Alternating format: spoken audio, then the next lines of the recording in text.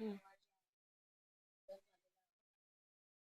मी आज सकाळी जेव्हा बातमी ऐकली अतिशय धक्का बसला आणि खरंच सुचेनासं झालं, डोकं सुन्न झालं होतं, की असं काही घडेल असं कधीच खरं वाटलं नव्हतं आणि खरं तर त्यांच्या विरुद्ध मी 2011 पासनं अगदी टोकाचं लढले, जीव तोडून लढले.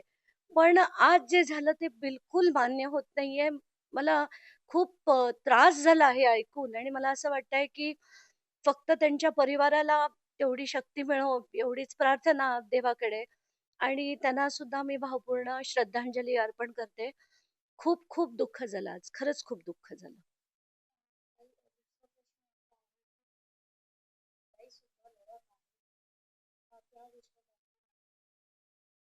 नाही, जसं मी म्हटलं ना, की खूप लढले 2011 ते 2026 त्यांच्या विरुद्ध एक नाही अनेक वेळा मी लढले.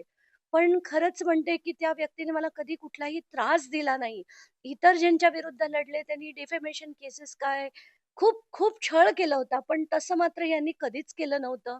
आणि मला खरंच आज खूप डिस्टर्बिंग झालं.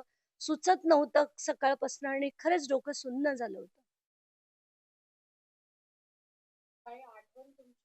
नाही, नको बोलूया. नको.